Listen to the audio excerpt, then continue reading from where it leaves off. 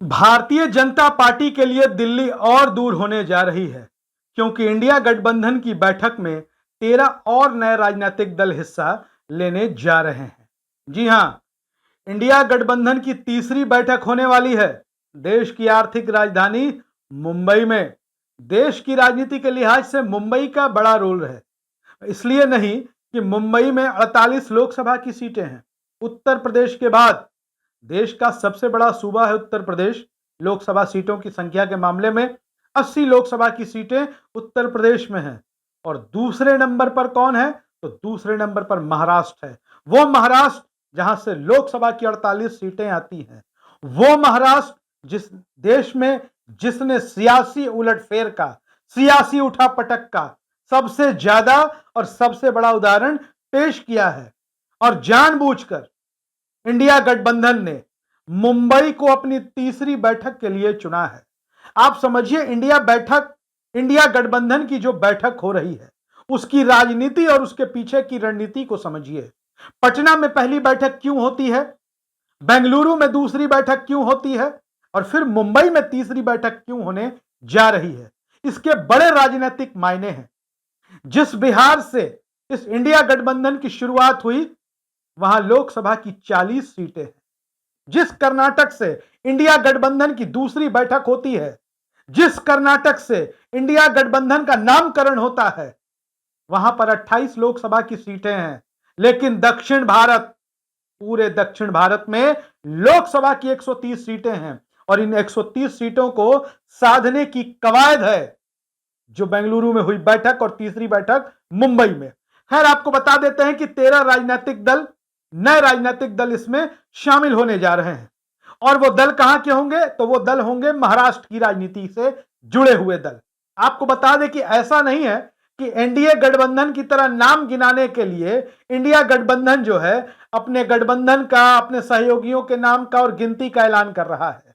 दरअसल चुन चुनकर कदम, या कह सकते हैं कि फूंक फूंक कर कदम रखा जा रहा है इंडिया गठबंधन की ओर से, ताकि किसी भी तरीके की कोई गफलत या गलत फहमी का माहौल पैदा ना हो।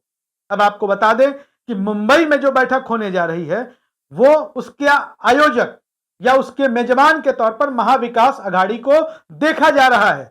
वही महाविकास अघाड़ी जिसने महाराष्ट्र में लंबे समय तक सरकार चलाई, जिस महाविकास अघाड़ी में कांग्रेस पार्टी थी, इंडियन नेशनल कांग्रेस, उद्धव ठाकरे की शिवसेना और राष्ट्रवादी कांग्रेस पार्टी यानी कि एनसीपी, शरद पवार की पार्टी। और उसके बाद जो सियासी उलटफेर, सियासी उठापटक देखने को मिला महाराष्ट्र की राजनीति में, उसके बाद से ही यह तय हो गया था कि जिस तरीके से भारतीय जनता पार्टी ने महाराष्ट्र को अपनी राजनीति की प्रयोगशाला बनाकर रख दिया है, उसके बाद महाराष्ट्र से एक नया रास्ता जरूर निकलेगा। और महाविकास अघाड़ी महाराष्ट्र में सचमुच में विकास के रास्ते पर है, राजनीतिक तौर पर कह लें। और 13 नए राजनीतिक दल महाराष्ट्र से सामने आएंगे जो इंडिया गठबंधन का हिस्सा बनेंगे। और इन दलों का अपने क्षेत्र में, अपने वर्ग में, अपने लोगों में अच्छा खासा जनाधार माना जाता है और इस जनाधार के साथ ये इंडिया गठबंधन का हिस्सा बनेंगे। आपको बता दें कि 13 छोटे दलों का एक मोर्चा है महाराष्ट्र में, जिसमें कई दल हैं। जैसे पूर्व सांसद राजू शेट्टी का आपने नाम सुना होगा। राजू शेट्टी की पार्टी है स्वाभिमानी शेतकारी संगठन। ये श्रमिकों के लिए काम करती है, डेयरी उत्पादकों के लिए काम करती है। वर्कर्स पार्टी है महाराष्ट्र में, इनका अपना अच्छा खासा व्यापक जनाधार है। और ये लोग महाविकास अघाड़ी या इंडिया गठबंधन के साथ भले ही नहीं है, लेकिन भारतीय जनता पार्टी के खिलाफ ये निरंतर अभियान चलाते रहे हैं। और उसके बाद ये संगठन लगातार बीजेपी की केंद्र की जो सरकार है और महाराष्ट्र की भी जो सरकार है उनके खिलाफ अभियान चलाते रहे हैं। और अब आह्वान हो गया है महाविकास अघाड़ी की ओर से। महाराष्ट्र के दो पूर्व सीएम उद्धव ठाकरे और शरद पवार ने आह्वान किया है कि आप, महाराष्ट्र की दो पार्टियों ने आह्वान किया है कि जो 13 छोटे दल हैं वो आए इंडिया के साथ। और इंडिया गठबंधन के प्रति इनका रुझान भी देखने को मिल रहा है और पॉजिटिविटी दिखाई दे रही है इन 13 छोटे दलों में।